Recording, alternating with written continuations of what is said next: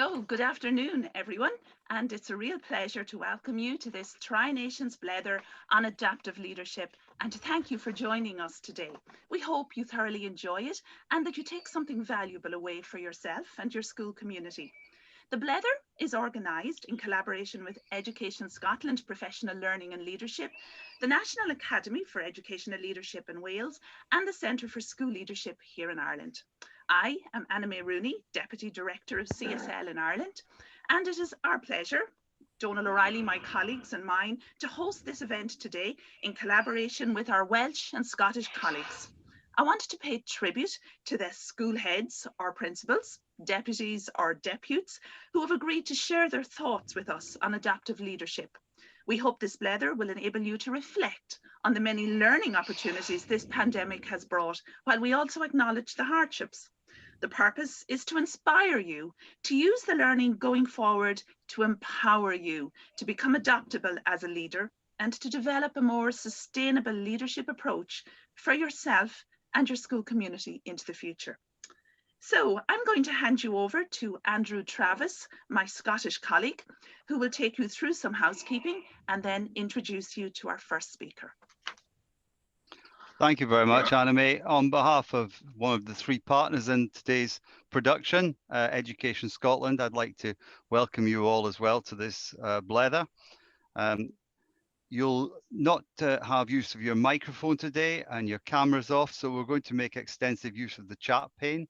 We'd be really welcome your comments, your questions, perhaps some links to interesting and useful resources. Post these all in the chat pane. Our facilitators will bring in your chat pane comments and questions into the conversation with our participants when all our 6 participants have said their piece. This event today will be recorded. We're quite aware that not everybody can make this session in the afternoon, but a lot of people are interested in the panelist conversation, but also in your comments and questions. So we are recording this event to make it available to others who couldn't be here this afternoon. I hope you have a great afternoon. It's my pleasure to pass over to our first panelist, Brian, to kick off this Blether. Brian, over to you. Good afternoon, everyone. It's a great pleasure to be with you. And as Andrew said, my name is Brian, and I'm the principal of St. Patrick's Loreto Primary School in Bray. In the school, we've just under 800 pupils in 30 mainstream classes, with a total of 63 on staff, including special education teachers, special needs assistants and ancillary staff.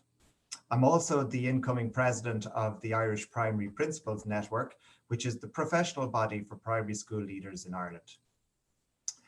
In keeping with the theme on which we were invited to reflect, I thought I'd share not so much a practice, but a dynamic that has evolved as a result of the experience of the last 12 months that has assisted us greatly in meeting the perennial challenge of instructional leadership, but in a distributed manner. This particular dynamic has also engendered professional conversations about teaching and learning, which are both relevant and impactful. So about 8 or 9 years ago, we decided to take advantage of our size as a school in order to develop leadership capacity on staff, and that's outside of the formal promoted leadership and management post system. We had the facility to do this because we've multiple streams at each class level, as well as a significant special education team.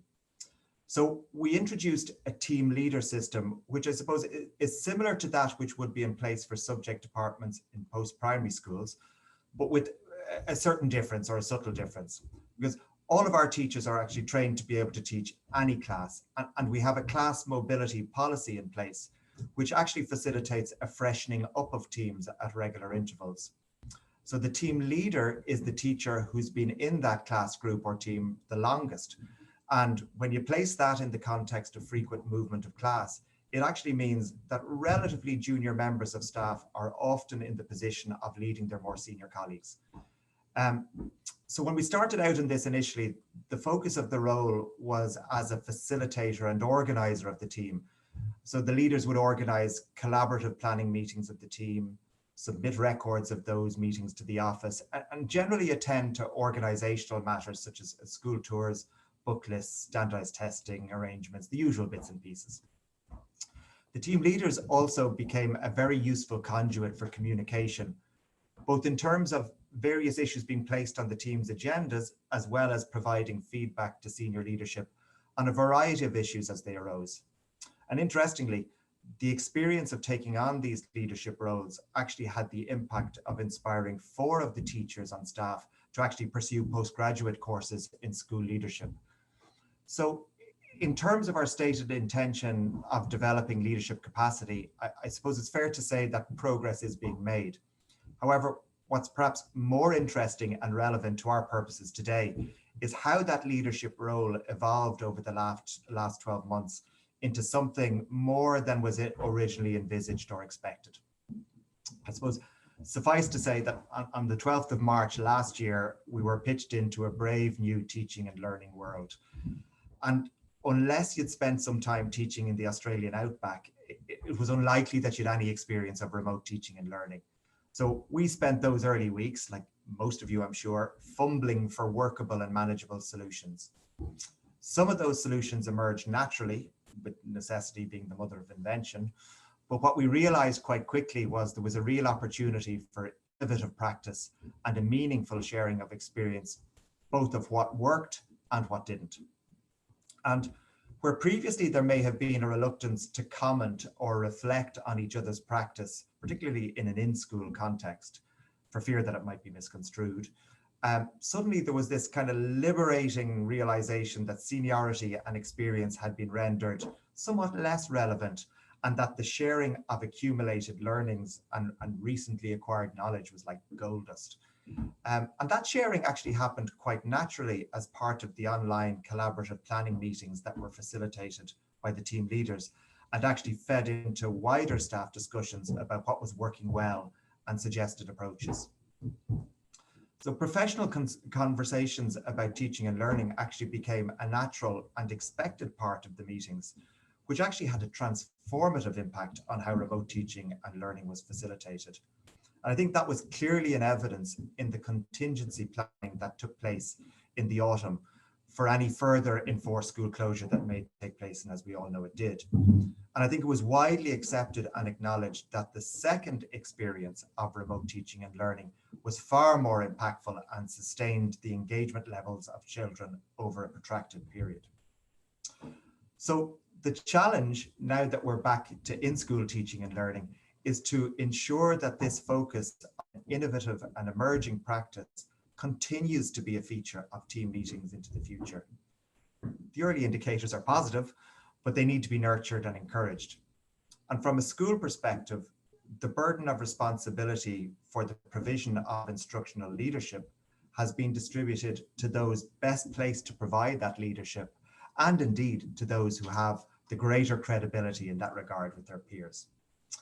The pipe dream, if I could finish up with this, is to embed a culture of teacher action research in the school, which would actually enhance practice by being both evidence informed, but more crucially and more importantly, relevant to our context. I think it's a realistic ambition, but it's made all the more achievable by the evolution that has taken place in the team leadership role. And it's an evolution that was brought about by circumstances beyond all of our control. I think probably the appropriate phrase might be never waste a good crisis. So thanks for your attention, and I'm going to pass you over to Louise in Kirkcaldy. Hi, I'm Louise Yule. I'm a primary deputy in Torbein Primary School. Our head teacher has a joint headship and we work together with Capsard Primary School. We're two of the largest primary schools in Fife with around 600 pupils in each.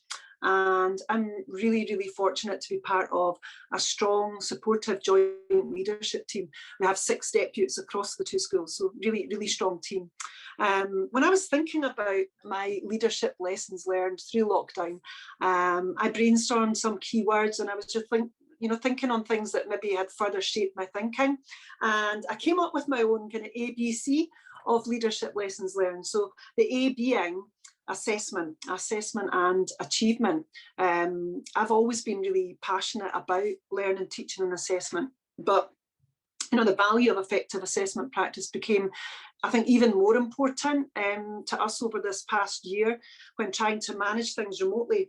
But not just in my job, but also as a mum. I've got 2 little boys at primary school, and they were using the same online learning platform as we use in our school, the Seesaw app. And I had that joy of the juggling of working from home at times and trying to homeschool my own children, 2 boys. So that was tricky. But yeah, seeing how my own children were really responding to their teachers' feedback, and particularly to the verbal feedback through Seesaw, and how that talking about learning was such a powerful motivator for them, it really has prompted me to think further about our physical learning journeys in school. Over years, our children have recorded targets and reviewed their learning in their own learning journey jotter. But that influence of Seesaw and seeing the positive kind of 2-way communication through the app was really, has really shaped our thinking on that learning journey picture for our children moving forward. But I've also been prompted to think more about what is really, really meaningful and useful assessment. I mean, in terms of diagnostic assessments in Scotland, all children at P1, P4 and P7 are assessed using the SNSA, the Scottish National Standardised Assessments. And in addition to this, we are introducing this term, the SOPA assessments for P3 and for P6 at the end of this year, really to give us a bit of a diagnostic, a baseline at the end of this period of lockdown too. But it's how we use that information that's really, really important, and avoiding the focus being on the tests and on that checking coverage. We all remember those weekly engagement figures that we had to tally up during lockdown and hand into the government, but it's what we do with the information that's really, really important. And we're really encouraging staff to be mindful in their planning for assessment, using assessment stations, entry and exit cards, fluid groupings, with the focus not on the test, but on really asking questions, and valuing and tracking the daily interactions, that talking about learning with the children, as well as valuing too the learning that went on at home. And many of our children have really developed skills during lockdown, the skills of resilience and independence and responsibility. And as John Hattie has been sharing recently, we need to avoid that deficit narrative, not thinking about the learning that's been lost, but about what our learners have achieved, and really, looking for those silver linings. So that was A. But on reflection for me, probably the biggest leadership lesson learned has been that need for balance, the B for balance. Through the challenges of the past year, I've appreciated more and more the need for balanced leadership, for balance in our responses, but balance in our reactions to people too, balance in appreciating that our young people, our families and our staff have got massive varying anxieties in relation to all that's going on in the world right now, and the need for us to help to steady and maintain that balance. As a leader also, knowing when to tip it and when to push and when to nudge, but when to support too. And I think that's really important, a big major lesson for me. But there have been the extremes too, in terms of the expectations that people have of you. And I know that was evident in our feedback from parents on the remote learning approaches, from those who wanted, give me more worksheets, and then others who said, don't give me worksheets, let them go out to play. So again, that need to maintain balance in our approaches for all those different expectations that people have of us in education. But balance personally too, in terms of our work-life balance. And I don't know anybody in this job who doesn't struggle with that. And harder still when our emails are on our phones and your WhatsApp group is pinging. And it's been so difficult to separate work and home, particularly when you've been working from home in the periods of lockdown too. We did invest in these little pocket books for staff, the teacher wellbeing and self-care. We gave that to staff just at the start of this second period of lockdown, and they've got some really helpful hints in relation to that wellbeing and balance. And one I particularly liked was to turn your to-do list into a ta-da list. I'm a list lover and I'm always making lists, but you tend to add to the lists and more to the to-do lists, and that just that turning from that to-do into a ta-da, this is what I've achieved, can be so rewarding. So there's lots of good wee lessons in that in relation to our own self-care. So then there's C, and I could have talked about loads of different C's. I could have talked about care and compassion. I could have talked about creativity.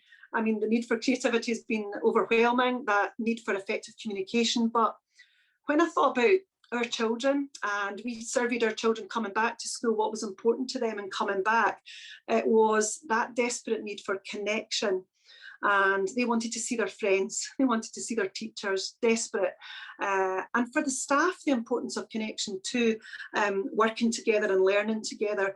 And we as a joint school community across Torbean and Capsard have a really strong commitment to working together collegiately. And this is carefully planned over the year with dedicated time in our working time agreement for things like collegiate planning, the working groups. We have planned moderation sessions across the two schools and reflective reading groups that have run over a number of years now. And although this has been a challenge with not being able to meet physically due to COVID restrictions, it does remain an absolute priority for us.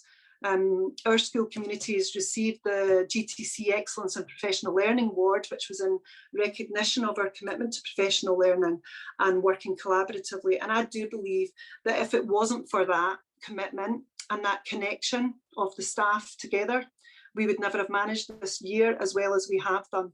So there was that importance of assessment and a focus on the achievements too, and those silver linings of lockdown. The B for balance, to try at that, because it is quite rewarding. And finally, just that sense of working collegiately and the connection that's so important for all of us. So I'm going to hand to Dylan now. So thank you for listening. Thank you, Louise. Afternoon, everybody. My name's Dylan Evans. I'm acting deputy head teacher in Pendrahafod School in Swansea. So if I may, I just set the context of the school to begin with. It's an 11 to 16 community school in the city of Swansea, with over 30% of our pupils eligible for free school meals, and just under 20% with English as an additional language. We have over 1,000 pupils at our school, and it's situated in the heart of the communities it serves. So thinking back to when the pandemic started, things changed very rapidly in school. For us, as it did for all schools, I suppose, we very quickly flipped to crisis management mode. So we were inventing and implementing and adapting new systems very quickly, because the situation we found ourselves necessitated really a highly operational approach to leadership and management.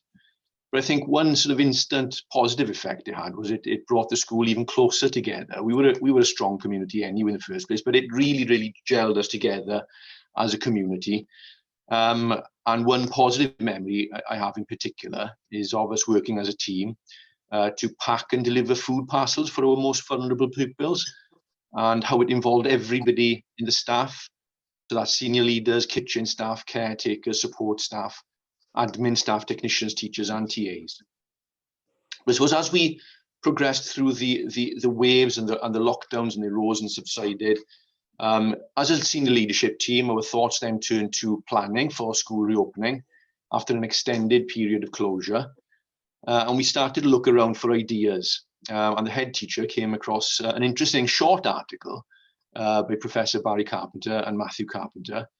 And in it refers to studies made on the impact of earthquakes in New Zealand on children. And in particular, it talks about the 5 losses experienced when communities face crises, but also the 5 levers of recovery. So we used that and some other kind of research that we did around that. And we started really particularly focusing on the language of empowerment. So we went back to our core vision of building resilience, developing empathy and respect, celebrating success. And we were really cognizant that with the pupils, we weren't avoiding using rather that deficit language. So avoiding phrases like catching up and lost learning, making up lost time, falling behind, and taking a more positive slant and sort of wrapping the positive psychology up in language, like making a comeback, mapping out where we are, consolidating and building upon, and deepening and strengthening knowledge. So it was about recognizing the hardship that a lot of our children, their families had been through, and the staff. But it was about encouraging empathy and really building that resilience through support and thinking about strategies of dealing with anxiety, mindfulness, and so on. And having the opportunity to re-establish routines and relationships. We had the same principle with staff as well. So again, avoiding that deficit language with the staff, but recognizing the huge amount of developmental work that had gone on. And the previous speakers have touched upon the use of technology to support blended learning. That's something that's happened right across schools. But maintaining those high standards and having a focus on professional development as well, and not taking our eye off the ball in that sense. Although it's an extreme challenge because of the need to be operational through the period, it was important for us to try and keep everyone's heads up, not only from a well-being standpoint, but also on a strategic level. So we still had the reform programme in Wales, which was progressing, with a new curriculum coming down the line as well. So, for example, one of the things we did was we ran some curriculum development masterclasses for our middle leaders. So again, it was professional development, but with a real strategic focus. So how am I different now to then? Well, professionally, I've always believed in the power of collaboration, but the pandemic really sort of highlighted for me the importance of the support network around you. So, for example, back in the autumn term, the head teacher and the deputy head teacher went down with COVID, and I had a phone call on a Sunday afternoon saying that this had happened, and that I was next in line really to lead the school and under under COVID circumstances, which naturally is quite a daunting thought, I think. But when you come to work on Monday then, and you look around the room to your colleagues, your confidence starts to rise and anxiety starts to abate somewhat, because you know you can rely on their expertise, their domain-specific knowledge and understanding of systems. You know, you've got your systems in place as well, which have been tested. So you're never really on your own, I think, and that really struck home with me as one of the key experiences and lessons from the pandemic. And the second thing as well is I think is professional vulnerability. And confidence. They seem like sort of antonyms really, but Daniel Coyle talks about this in his work, and the phrase he uses is to get vulnerable and stay vulnerable, because that builds trust. And sometimes during the school closure and during the pandemic, a decision just needed to be made for the sake of direction without the luxury of time. And if it ended up being the wrong decision, then as a leader, I think it's important to have that vulnerability, the confidence, plus the agility to change direction quickly, instead of just keeping on with something which just isn't working simply because you've decided that's what you're going to do. Also, I've taken up running, so I've lost a few pounds as well, so my wife is happy as well. So I'd like to finish up with a line from a Welsh poem. And I saw this first of all in my daughter's school, and the communication I had from them, and they were using it. And I'm sure it's been used in lots of schools across Wales. And I'll say the line in Welsh first. Fe ddaw eto hael ar fryn. And it roughly translates in English as once more the sun will shine on the hills. I like the nostalgic feel to it, but I particularly like how it captures a positive spirit as we hopefully start to move out of the crisis. So thank you for your attention. I'm now going to hand over to Norma in Limerick. Thanks very much, Dylan. My name is Norma and I'm Deputy Principal of Laurel Hill Coláiste FCJ here in Limerick in the southwest of Ireland. We're an all-girls secondary school and we have just over 400 students, and we're an Irish medium school, so all of our subjects here are taught through Irish. Today I'm going to talk to you about how we have adapted our leadership style and habits in response to COVID. And there's really kind of three areas that I'm going to focus on that are very much linked into what my colleagues before me have spoken about and what's coming after me. And the first is to building on the leadership capacity within the school. And then I'm going to look at solution focused meetings. And finally, building on what Louise was talking about earlier, maintaining connections. So when we met as a leadership team at the start of August to plan for the reopening of the school, we had a lot to focus on. We wanted to make sure that in the event of another lockdown, we'd be more prepared. And we also sensed that there was a great willingness from staff to come together and to be open and flexible to change. And we really wanted to cash in on that. Thankfully, at the time, the government was giving an awful lot of support to help us reopen. So while we had a team of people looking at the logistics and COVID compliance and all of that, we were also then able to put another team together to concentrate on planning for leadership as going forward. So we decided to use the GROW coaching model to help us focus on what we needed to do. And in this model, G is about goals, so what it is that we wanted to achieve.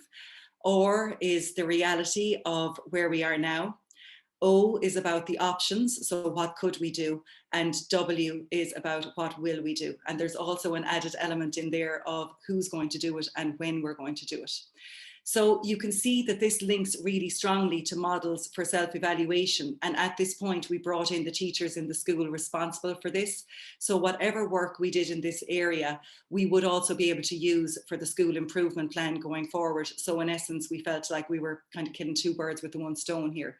So I'm going to talk you through an example of how we used this model this year.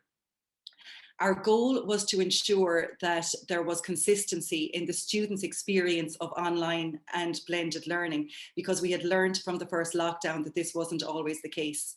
So therefore, we needed to standardize practice and to ensure that all of our teachers had the necessary IT skills to use the platform we were using, which was Teams on the Microsoft Office 365 platform. Our reality was that there was varying degrees of competency.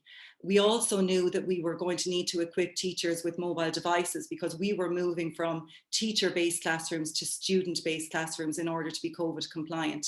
So for our options in the GROW model, we needed to look at what devices would be good for us and then what kind of training we would put in place for the teachers in using the different platforms. And this is where we made our first mistake. We brought in an outside agency to do the training so that we would be ready for when the teachers came back. And that training was put in place on the first couple of planning days. And to be honest, the teachers felt completely overwhelmed. So we had to go back to the drawing board and we called on teachers who felt confident and competent in using Teams, who'd had a good experience in using the platform throughout the first lockdown. And we asked them to devise training for their less confident colleagues. And this is what I mean about building on leadership capacity. So this team of teachers picked short bite-sized tasks and they organized training sessions which were run in-house for teachers in meetings after school that were an hour long. And during those hour-long sessions, there was 4 15-minute sessions where teachers learned the basic skills that were going to be required. And I can honestly say that in those few months, we made more progress with IT skills in the school than we had done in the last 10 years in the school. Someone mentioned earlier the Winston Churchill, I think it is, quote about not always using a crisis well, and that's exactly what we felt we were doing there. So now, because we were surveying people along the way, we now have the foundations for the school self-evaluation for this year. And we also have ideas for going forward for our school improvement plan next year. And we're going to use the GROW model again to do all of that. Moving on, the other area that I wanted to talk about was like letting go of some of the things that we were really used to. We're a really traditional school here. In fact, when we closed back in March 2020, we were celebrating the bicentenary year of our founders, the FCJ sisters. And we found that leading by using coaching skills like acknowledging and questioning has been really helpful. We acknowledged that it was really difficult to let go of the traditional norms, but we used questions to become solution focused. For example, the Irish system has been almost solely based on summative assessment when it comes to assessing our students in the state exams for junior cert. which is like the PGCEs across the Irish Sea. And a lot of our teachers were having a lot of difficulty in letting go of mock exams and this form of assessment at the end of the year. So by looking for solutions rather than dwelling on what we couldn't do, we were able to move difficult meetings forward and asking questions like, how can we give the students an experience so that they can showcase what they have learned over the last 3 years and assess them in a meaningful way, took the focus away from the teachers doing that, you know, that big exam at the end of the year and moving into the uncharted waters of continuous assessment. So that's something that we found very useful. And the last thing that I wanted to talk about was about connections, and it's moving on from what Louise was talking about earlier. Our staff room, you know, has really changed this year, and the feedback from teachers is that they really miss that sense of connection in the staff room, from having the tea break and the coffee break at 11 o'clock in the morning and meeting up after school for a little debrief. We now have staff rooms kind of split all over the school to allow for social distancing. So the teachers have really missed that. And we used to be a great staff for socializing, and we used to have an event that we called Spree na Misa, which basically translates to fun activity of the month. So we've decided to try and bring that back in some way. And next week we're doing a staff social outing by Zoom. So we have a May Bank holiday weekend coming up, and we've asked all of the teachers to put some money into a kitty, and they're all going to get a little pack going home next weekend. And we're going to be doing a paint and Prosecco night by Zoom, so which is being led by the art teacher. So she's going to teach us all how to create a lovely work of art, and we'll all be in our homes sipping on Prosecco. So we're hoping that that will help to bring back that sense of connection that we've really been missing.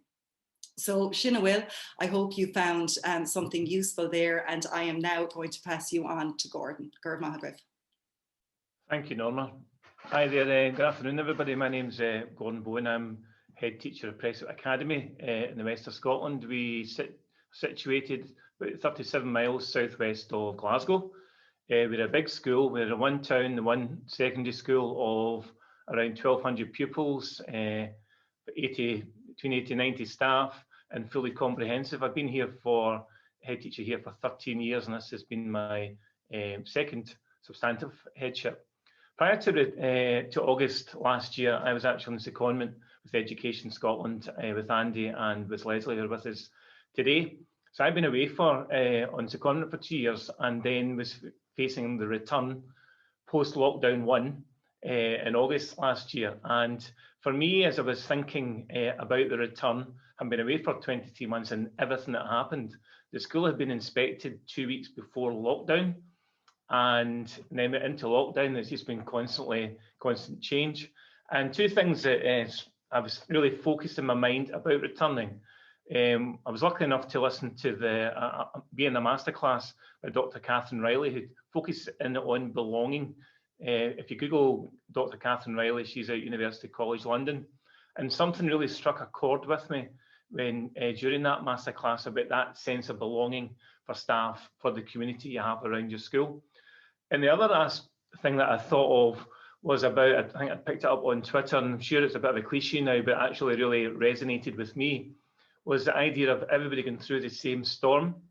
We've all sailed in different boats, and keeping that analogy in mind, returning to school with a big school with so many staff, with so many young people, everybody returning in August with their own story of what happened during lockdown 1, and really that importance of community. And I do think, and I said this a number of years ago in my own school, when challenge arise, I think the true heart of a school will rise to the surface and be seen as we come together.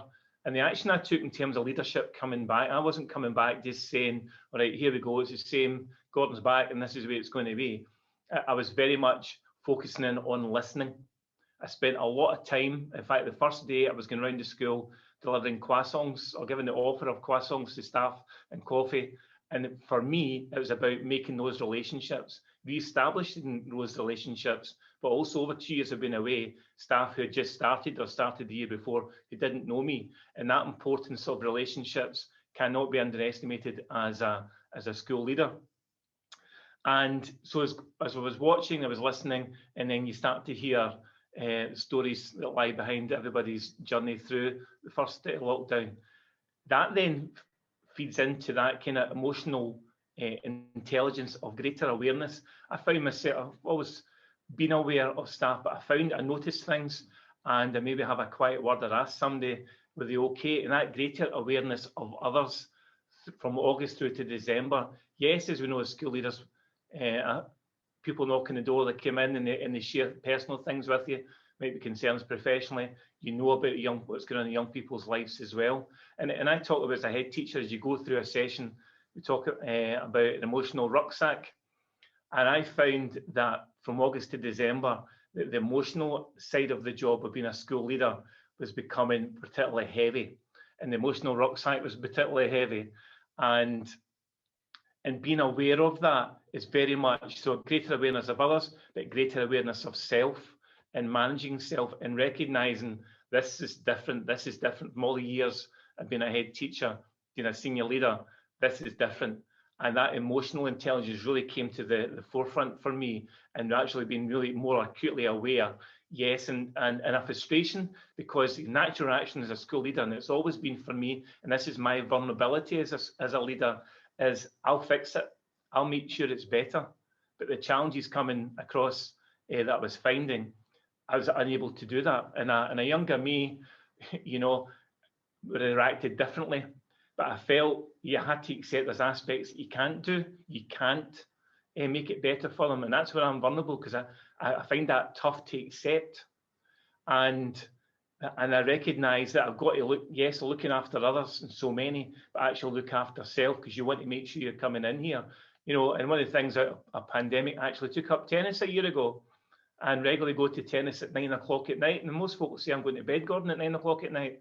But I actually find that was a good time to have that physical exercise. And I did a podcast recently with some guidance staff for the young people, but with young people as well, for the young people, about resilience and about that ability to cope with the demands on us. And another, that leads into another aspect of myself as a head teacher, where I've been and recognised as being very much a strategic leader, who tries to keep everybody's head up and don't get caught in the minutiae, keep the head up, where are we going, what's the journey we're on, what we're trying to achieve. And as a leader, I've found a real tension between that strategic leadership versus operational leadership.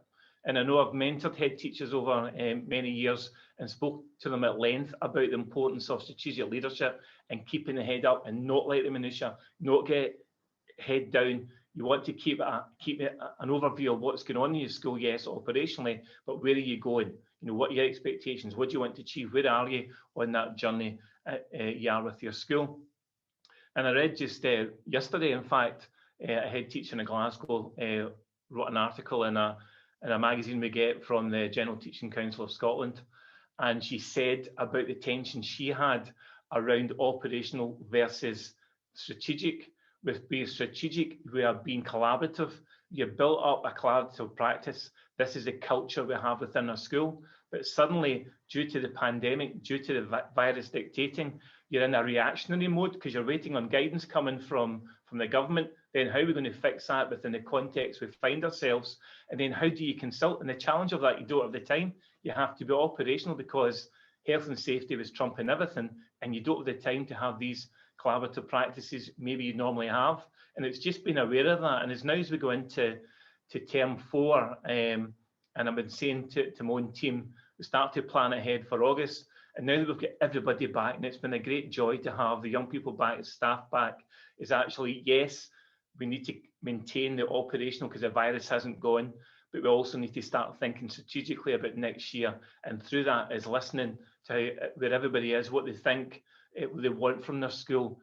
And when I say their school, not my school, their school, as we move forward, because we need to somehow bring what we've been through to some element of closure and then build again moving forward for next year. And through that, you know, as a head teacher for a good number of years, that I've had to adapt and really adapt quickly. And the information, that information processing has been absolutely, you know, sometimes overwhelming what's coming through, but you've got to synthesize it, right? How best can we work and then react to that? And that's been a real challenge for me as a head teacher. But now that as we're coming into that final term, as where we can and bring everybody in small groups together and start to listen to that perceptual data of young people and staff having their own stories, their experience about digital learning. What do we learn from digital learning through lockdown too, and how do we embed that within everyday practice for teachers, and what professional development opportunities we need to agree on as we build forward into the next session. So I'm me just basically sharing my story around this session. So I'm delighted to hand over to my colleague Alwyn. Hi, diolch yn fawr Gordon, prynawn da pawb. I'm Alwyn Corbyn. I'm a primary school head teacher and I'm passionate about developing leadership and the Welsh language. I'm also an associate in cohort 3 of the National Academy for Educational Leadership in Wales. I'm going back to tell you just a little bit about my journey. I started off as a head teacher in Ysgol Cynddelw in Glynceiriog in North Wales in Wrexham.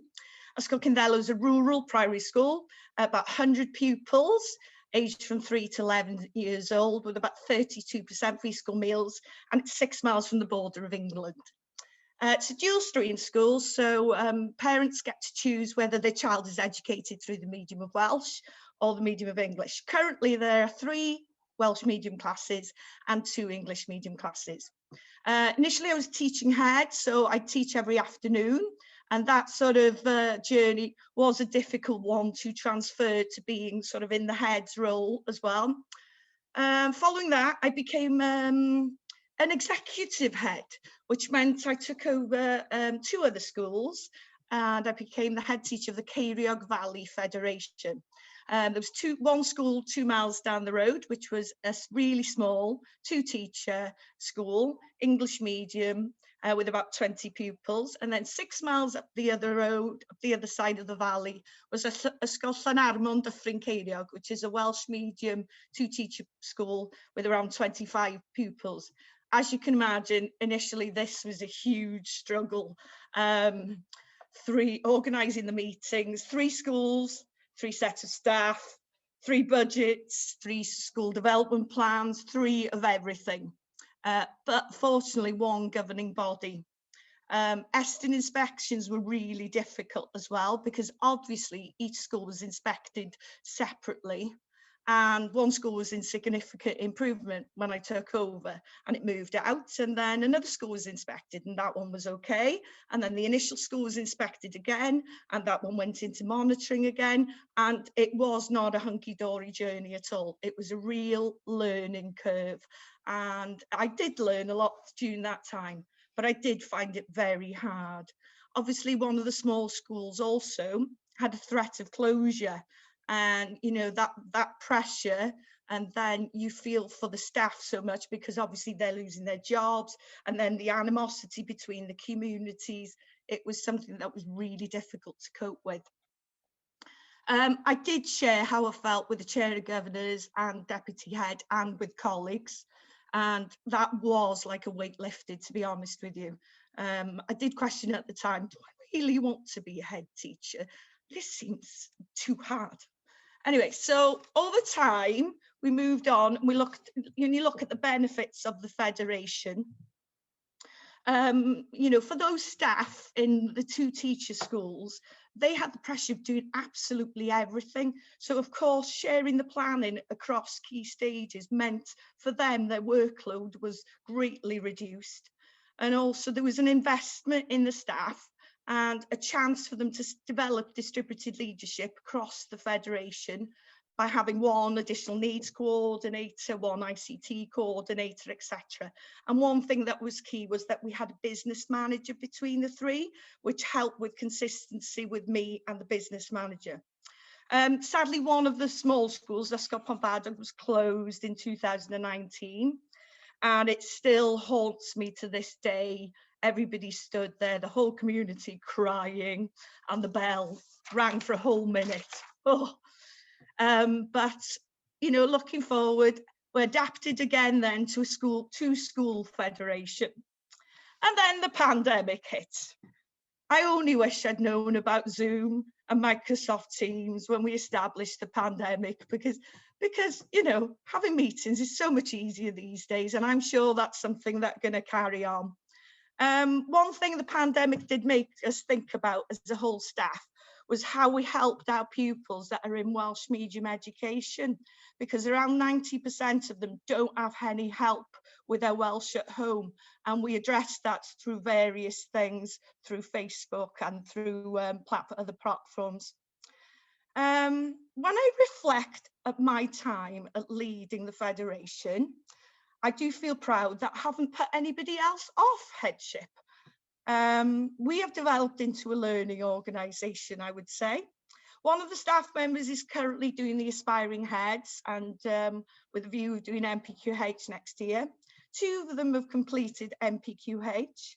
One is a headship in another school in Wrexham, and one is taking over, well, has taken over as from me, as the acting head teacher of the Ceiriog Valley Federation. She's taken over until September 2022. So I am once again adapting as a new leader. Who changes jobs in the middle of a global pandemic? My dream has always been to be the head teacher of a large Welsh primary school. And after Easter, I started as the head teacher of Ysgol in Mold, in Flintshire, 330 pupils, all in Welsh medium. And we're currently having a £4 million refurbishment, so it's very exciting. And we've got COVID to deal with. And once again, a newbie. I don't know the school. Well, I know about 20 of the pupils by now. I don't know the parents. I don't know the staff. I've got that slightly anxious, lost feeling. But I do feel confident that I have the skills to share. And I do feel confident that my leadership journey is continuing and I'm continuing to learn. All I can say is day 8 at Ysgol Glanrafon and all is going well. Diolch yn fawr. Over to you, Sue. Hi, thanks, Owen. That was great. Hi, everybody. I'm Sue Roberts. I'm representing the Welsh contingency and here with the Leadership Academy. And it's just fantastic for us, the 3 nations working together. Now, I've got that job to say a massive thank you to our 6 panelists for bravely agreeing, shall I use the word agreeing, to present to us all this evening. It's been so interesting, as you'll all realise, that the 6 have had completely different perspectives. And it's just been so interesting working with them and listening to their stories. And 6 minutes is not a long period of time, but they've all managed really, really well. So thank you from all of us to the 6 of you. Now, myself and Donald will be facilitating the next part of our blether. So please, we're encouraging you. We've got some questions in there already, but if you can pop any questions you'd like to ask any of our panel going forward for discussion. I'm going to start off with hopefully a nice easy one for you, Louise, that came quite a while ago now, about what was the name of the assessments you discussed for P3 and P6?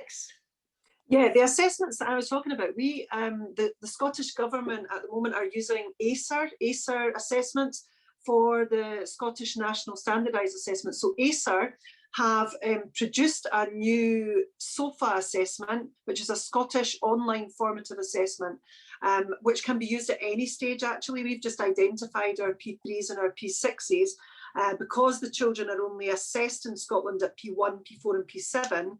We felt that P3 and P6 were important stages for us to look at this session in terms of that it's been a while since they've had a kind of national assessment data around them. So the SOFA assessments are from ACER, so it's acer.org. If you look up acer.org, and as I say, they actually in Scotland, if you're on from Scotland today, I do believe that they're offering them free of charge to schools in light of the pandemic this year. So, and I think they were going to be around £1,000 for those 2 year groups. It's all calculated on the number of children that you would be putting forward for the assessment. So they're offering that free of charge at the moment for Scotland. So I'm going to come in here, Sue, as well, because I feel sorry for Brian there. He was speaking at the start and I'd be afraid he'd fall asleep. I have a question. I had a lovely question from actually, but there's a question that's come in here through the chat as well. So Brian looks to develop a culture of teacher action research. Good ideas to take this forward, Brian. Thanks, Don. It's lovely that you're worried about me and thinking about me, you know, and anxious about my well-being. Probably I use the phrase action research, and that might be a little bit off-putting. You know, it might be too grand a phrase, really, in terms of what's envisaged, because I know in all of our systems, Scotland, Wales, and in Ireland, we engage in a process of school self-evaluation. We may call it different things, but we're all engaged in reflecting on practice and seeking out incremental improvements in the best interests of the children entrusted to our care. And part of that is seeking out evidence, that it's evidence-informed practice, and that the evidence, when we make sense of that evidence, that it informs the sort of actions that we take to improve things into the future. And there are two things about it. You know, there's the quality of the evidence that we gather, and how relevant and how accurate and how informative it is. And as I said, the sense-making process that takes place, and hopefully the wider staff are involved in the sense-making of that evidence. So we all do that anyway. So there's an element of action research, if you want to call it that, going on as part of our everyday practice. But there's something a little bit more than that I think is potential, or there's potential for, in terms of development. And there's a huge amount of embedding of culture and building of capacity that needs to take place first, to ensure that all of the members of our staffs are both consumers of research, probably in the first instance, and then producers of research, what would be the ideal. So that we would see research that might have been generated in other school contexts and see what's relevant to our own school context from that. I know from what's happening here is that the Teaching Council is being very proactive about promoting the notion of teacher research or practitioner research. And I understand that might be something that's coming down the tracks either later this year or into 2022. And one of the things that's being mooted is the notion of a researcher in residence. So somebody who has a background and an expertise in research, actually working with individual schools to build capacity within there. So we understand the process of research and what's involved to make it rigorous enough to stand up to scrutiny in other contexts as well. And then I think that what's also being mooted is there might be bursaries for teachers to go and actually engage in a process of practitioner research too. So all of that, I think, will assist in the process of building a culture and possibly building capacity. But the other thing we need to do is to attach a value to it as well, because there's this disparity between how academic research is viewed and practitioner research is viewed, and we have different perspectives on each other's research. And I think academic research can sometimes look at practitioner research as not being rigorous enough. And I think sometimes practitioners look at academic research and think, well, it's not wholly relevant to the practical reality on the ground. And somewhere in between the two, I think, lies the reality of the situation. So I think the one criticism that consistently is made of practitioner research is that it's not rigorous enough, and it doesn't actually allow for, it's not generalizable to other contexts. But the one thing you would say about teacher research is it's very relevant to the context in which you're operating. So if we could get people generating research and engaging in that as a practice in our own school, it has to inform and improve the practice within our own school. So if you take it as a form of reflective practice, Donal, I think that's the best way of looking at it. Lovely, thank you very much, Brian. Sue, back over to you there. Thank you. Right, my next question really, it's come in a few forms. It's come in different ways from different people. So the way I'm going to put it is there any one practice that any of you of the panel have been doing prior to the pandemic that you will not resume doing when schools return to full-time face-to-face? Interesting. Anybody like to come forward with that? One of the things that we've been discussing that we think we're going to do moving forward is run more webinars for parents, information evenings on different things. Like, for example, maybe not with incoming first years. It's always really nice to have that face-to-face contact with parents, you know, who are new to the school. But for example, we run a parents information evening for third year students moving into the transition year program for transition year students choosing subjects for Leaving Cert, and then for Leaving Cert students about the CAO application system for going forward into third level. And prior to the pandemic, we used to run those information sessions in the evening. So we'd normally at around maybe 7 o'clock. And that was actually quite difficult for everybody involved. Like, do you go home or do you wait in school? And there was always difficulties with attendance, you know, and especially if it was later on in the year, like it's a nice fine evening there now. And, you know, would people want to be coming back into the school? So we've run these events as webinars this year, and they've been hugely successful. We feel that the attendance is way up, that we're getting an awful lot more information across. If parents do need to talk to us about something, they'll make a call the next day, or we can follow up on something with them the next day. And the added bonus then for us as the leadership team and for whatever teachers involved is that you can actually be doing it from home, you know, so you log on, you're there for whatever it takes, 45 minutes, an hour, and then when you log off, you're in your own home so you can continue on with your normal life. So that's definitely something that we'll be taking forward from this. Thanks, Norma. That's great. Anyone else want to come in there with that same question? I was going to say, yeah, it's similar to what Norma was saying. We've thought around our parent meetings and parent interviews as well. I think Norma, you shared that on the chat. Also, we kind of thinking around our nativities and end of term shows and things like that. We did some really nice, not me personally, but the other deputies did some really nice online nativity snapshots, and taking away that, you know, stress and anxiety around performance, and that, not that there's nothing beats a face-to-face performance, but yeah, thinking about doing them slightly differently. Our primary sevens had an end of term where a lot of it was put on virtually, on screen. But also I would say something I would do differently is around the department meetings, and just being aware. I think during the lockdown, I was much more aware of the people who find it harder to speak up in a meeting. I think when you were on the Teams meet, and actually it's made me consider how to do department meetings differently by, you know, giving an agenda beforehand, having time slots for everybody to share their thoughts and their ideas. So yeah, I think around the department meetings, I would do that differently, the parents' nights and the kind of shows and things like that as well. I just agree with Louise, and I think one other thing I would be thinking of as well is more towards staff well-being, as well as head teachers well-being, of course, because, you know, everybody, you know, that I know that during my time in the Federation, we did some mindfulness sessions just for the staff and not for any other reason. And I don't think perhaps there's enough opportunities for us to be investing that in that side of our staff without expecting them to do something from it, because there's not many perks in the job. Apart from the joy. That's great. Thanks, Ollie. I think, Dylan, have you got something to come in with? Yeah, well, basically, the kind of change in principle, I suppose, is getting back to basics and having a real focus on teaching and learning, and stop doing things that, you know, don't need to do.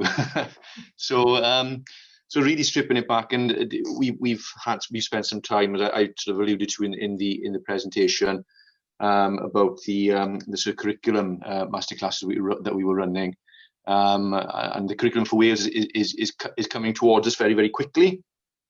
And one of the strengths of the curriculum for Wales is the co-construction principle at the heart of it.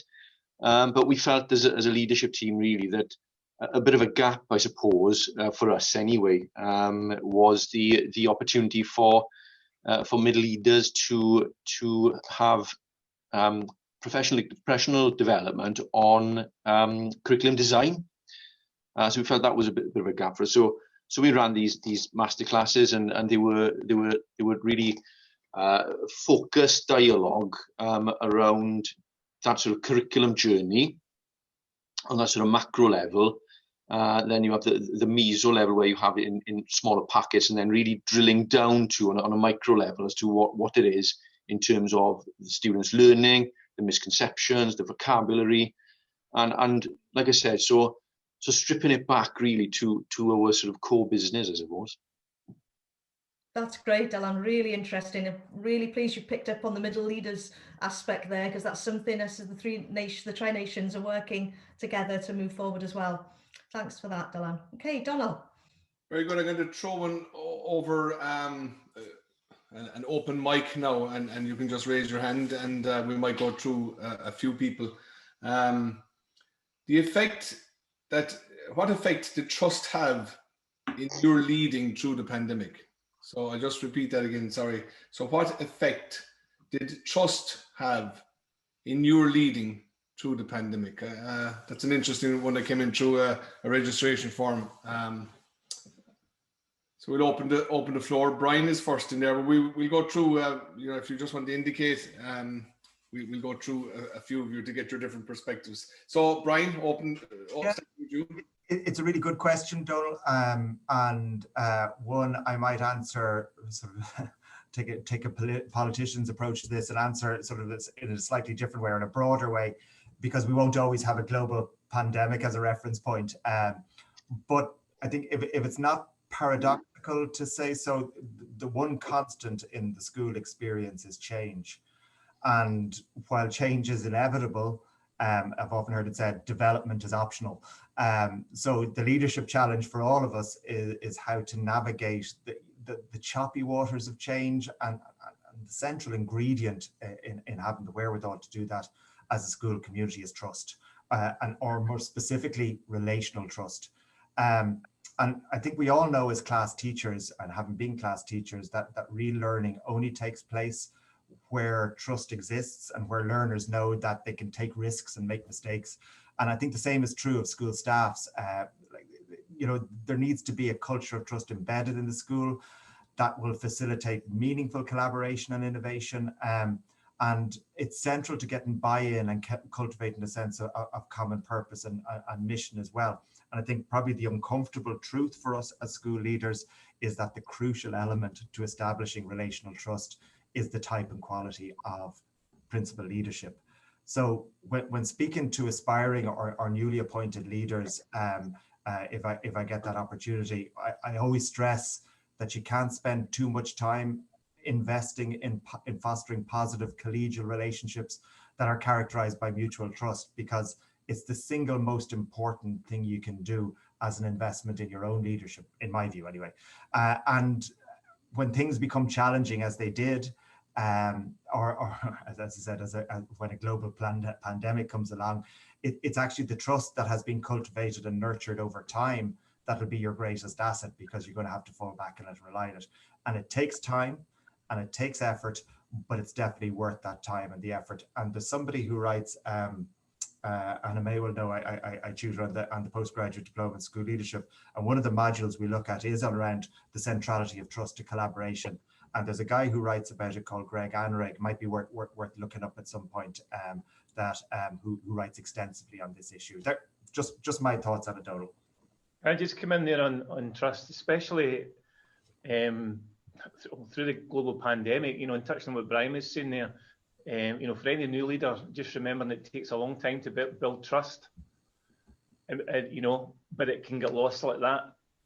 And it might take you a long time to get it back, and just to be, to be really conscious of that, and trusting when a global pandemic turns up in the door, and trusting you, leader, your leadership team, and others, that you're actually able to take the community forward safely, and that responsibility and the trust, and the culture that you develop within your school over time. That trust is so important, because you've been trusted to actually to maintain that safety through a global pandemic. But trust is actually one of our school values. Our school values have an acronym called HEART. So it's honesty, equality, ambition, respect, responsibility, and trust. And trust came out when they revised the school values just 3 years ago. It's one of the most invigorating experiences of my school career. Actually, and I've been in the school a long time, but actually going back, what are we all about? What do you want what do you want in the school in the future, in the 21st century, when we're 20% of the way through it? And actually what came to the surface from the community was about trust. And I thought that was a really interesting experience to go through that. But remote leadership, when you're in lockdown, because I didn't experience remote leadership lockdown 1, I experienced lockdown 2, and trust was there. You were trusting that the learning experience, I couldn't open a door and go in and see what the learning experience was for the young people. I couldn't just knock on the door and speak to a member of staff in a dinner hall or a photocopy or whatever. Trust was really imperative, and that I was caught in a situation whereby I had some small number of parents saying, what about this, what about that to do with remote learning, whereas I'm balanced against other parents saying this is great, it's so much better than it was. Lockdown 1, and you're trusting and you're having to hang on to that value, your values in general, but trusting that the learning experience is there, and being able to triangulate that in a kind of, I would say, in a soft way to ensure you're trusting your staff to deliver. And that certainly, I think, came through. And trust was, again, one of the aspects of remote leadership, a challenge, but you had to really do your best to ensure that you were fine with that and others were fine with that, because you've been trusted, but you're trusting others as well to deliver. Very much linked to the self-awareness of the importance of relationships, which you touched on as well, Gordon, and the re-establishment of some and the establishment of others. And without the relationship, you can't have the trust, and they're very much interlinked. And again, the self-reflection, I think that Brian mentioned, you know, they're all in that circle, aren't they? They're all in that zone of effective leadership. Anybody else want to jump in there? Just a short one. I think during the COVID time, it's shown a lot of vulnerability in us as leaders, because we didn't actually know the answers, and you're waiting for the guidance to come out, and then you'd scrutinise that. But it showed us to be more vulnerable, which is not a bad thing. And when you look at Steve Mumby's book, Imperfect Leadership, and how we model that in schools to show that it's okay to make mistakes, and we learn from them. So that was it. I think it was a whole collaboration of creating a safe environment together for our establishments, for our teams, and that was done together, wasn't it? So thank you. Just two quick questions there. Brian, could you repeat the surname of the person you mentioned? Anrig, A-N-R-I-G, and I think his first name is Greg from memory, but I know he's written quite extensively on the issue of trust. Very good, thank you for that. And could you repeat the meaning of heart, H-E-A-R-T, again, please, for participants? It's an acronym for our agreed values for the school community. So HEART is the acronym, so it's honesty, equality, respect, responsibility, and ambition for the A, respect, responsibility and trust. And it was actually one of my staff identified that as an acronym for HEART, and it's an easy way. So when we were able to do assemblies, we underpinned about the values and reinforced, and that was actually recognised in the inspection just over a year ago about the values and embedding of values within the school community. Thanks there, Gordon. Very interesting discussion tonight. I've just picked up on a few of the comments. That's what I've been looking through now. And I've got to hone in on this one. Thank you all for an uplifting look into leadership in different areas of our wonderful country. Having never been so tired, I feel invigorated, and I'm going to arrange a Prosecco and painting evening and buy a copy of Teacher Wellbeing and Self-Care immediately. So Louise, that will always stick in my mind, the Prosecco and painting. Please, can I join in with you, please? But on that note, I think the questions that come forward really from that, what do you do? Let's focus on well-being. There's well-being of the leaders in the school. Any thoughts on that going forward? Can I just come in there from my experience of working nationally with the team?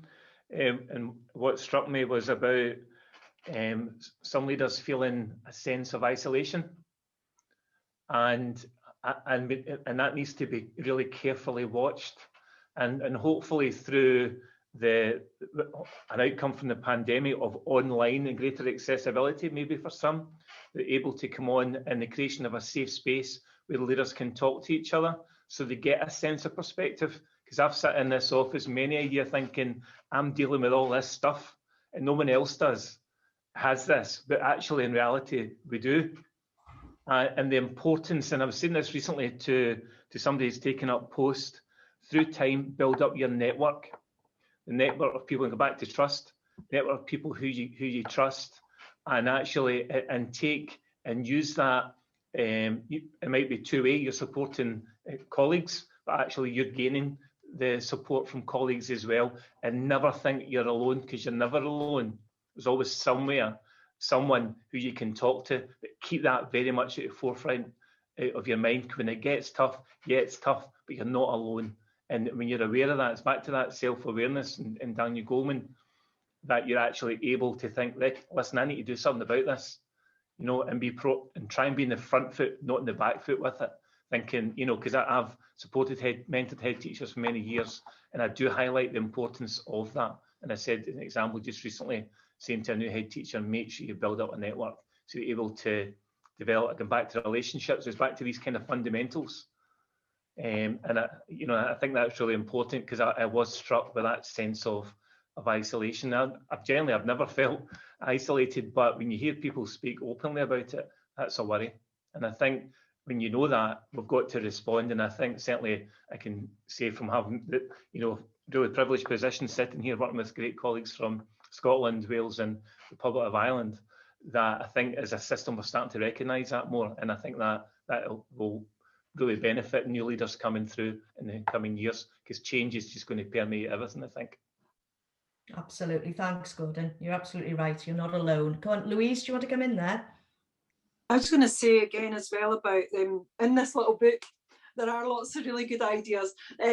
But one of the other things that was mentioned in this book was that idea of not looking for perfection, because I mean, I think we're all in danger of trying to get it just right. And I think the pandemic has really shown as well, or as we've all said today, around vulnerability and also not striving for perfection. And I think, you know, also for staff, it's about the little things and just accepting, you know, that the little things make a difference, those little conversations, those little connections that we have through the course of a school day as well. But another one in here was the bit about the bag, not taking your big bag home every night to sit under the table, you know, that your eyes are drawn to, I've got more work to do, but actually as leaders really having to take the time to stop and to be still and to be calm and to have a bit of thinking time.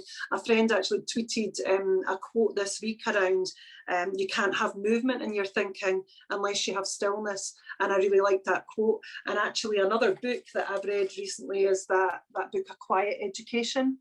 And it actually talks again about the need for stillness and for quiet. And I think as leaders, we often get caught on that, you know, that conveyor belt of trying to get through the lists and to do all the jobs, but not having the perfection, and trying to strive for the kind of space and calm as leaders too. We need it. There's a lovely comment in there actually through the chat. You know, as a leader, it's vitally important to model good self-care. For me, that's exercise and family time. But I think that, you know, the leader sets the tone for the organisation, for the school. If you're there at 7, 8 o'clock at night and you're huffing and puffing and you're under pressure, you're not looking after yourself, well, that's gets rippled down, whether you like it or not. So it's very, very important to look after yourself. And by modelling that, you are helping look after others as well. Alwyn, you want to come in there? Yeah, I'm just thinking, you know, it's great having Zoom conferences or Microsoft Teams conferences, but it's not the same as having that initial day conference with your colleagues. And, you know, you used to find you felt sort of, it doesn't matter what the context of the conference was, you were going home uplifted because, you know, you shared problems with colleagues. And I think having a network, as Gordon said, is key. But also, you know, one thing that's helped me is there's a head-to-head with the Academi on, just to advertise it, on Wednesdays at 11 o'clock until 11:30. And that's a space for head teachers to talk freely about things that are going on, and also to try and shift the mindset from that to something positive. So any courses that are going mindfulness or well-being are always a good start for me. Thank you. Yeah, I think in one of our previous webinars or blethers, it was described as trying to replace the water cooler moment, or, you know, that place where you break for tea or break for coffee. And of course we share our problems, but I think we share solutions as well, which is the bigger part of the conversation. And that's why we walk away. We offload the monkey with the problem, but we come away with 3 or 4 solutions. And very often that alone makes it worth going to conference or professional learning days, as well as the day-to-day learning that we get. But that's what's invigorating. Sue, can I come in just with one other question, if I'm allowed? Something that came in there as well.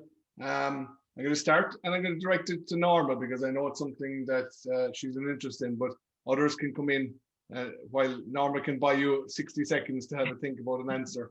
So Norma, it's in relation to coaching. And how can schools build coaching into their practice to facilitate growth in the team? And I think that's something that's happening around Ireland and around our 3 nations or 3 countries, and at a wider scale as well.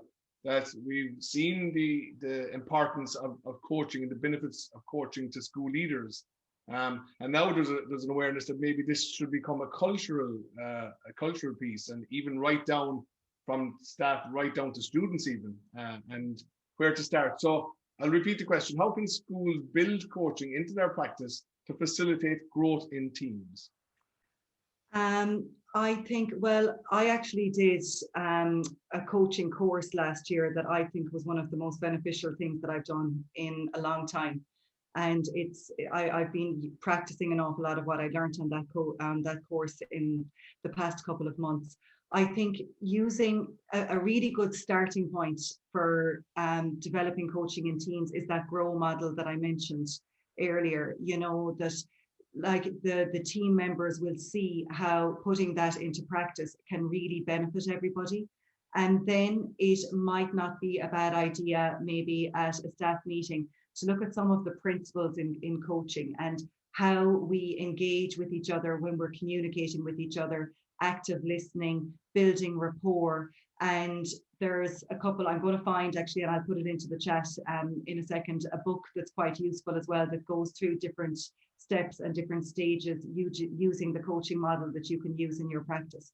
But I think in order to get people to see its benefits, that very simple grow process can really, really work for people. Yeah, just very quickly, that's all. I think quite simply, like a lot of things you do with leadership, is you model it, don't you? And really building those coaching opportunities into everyday talk. So when you're discussing, like for example, this morning, as we welcomed the students in down the drive to the school, speaking with one of my colleagues about a particular issue that she had, one of the middle leaders, you don't just instantly give the solution, you then talk it through with some questioning, and very often they'll come up with the solution themselves. So I think it's just using those little opportunities that you have throughout the day, throughout the week, in order to have those coaching opportunities if you want to do. And I think it builds capacity as well. And like I say, that the solution is very often the staring person in the face anyway. Yeah, so I think it also helps with the sort of reflective and thinking process as well for colleagues and people that you're linked to as a leader. To say thank you very, very much. Brian, Alban, Dylan, Louise, Gordon and Norma, we do appreciate it. Life is busy enough as a school leader, and it's certainly even more busy in the middle of a pandemic. Thank you for responding to our call. Thank you for working with us, because there was preparation involved in this. Thank you for bringing your 10-minute presentation down to 6 minutes, which was is a huge ask. But I think the real richness in these sessions is the conversation afterwards. Also, thank you very, very much for not using the crutch of PowerPoint presentations, because again, school leaders are almost webinared out of it. I remember a time when it was death by PowerPoint. I think it's almost death by webinar now at this stage. And these conversations are lovely. So thank you to the organising committee, or committee, as we say here in some parts of Ireland. Fantastic to work with our colleagues in Scotland and in Wales. We look forward to many, many more blethers, and as Sue alluded to earlier as well, continuing our work in middle leadership. So from a beautiful sunny County Kerry, and from beautiful Ireland and beautiful Wales and beautiful Scotland, we bid you farewell. Go míle maith agus slán.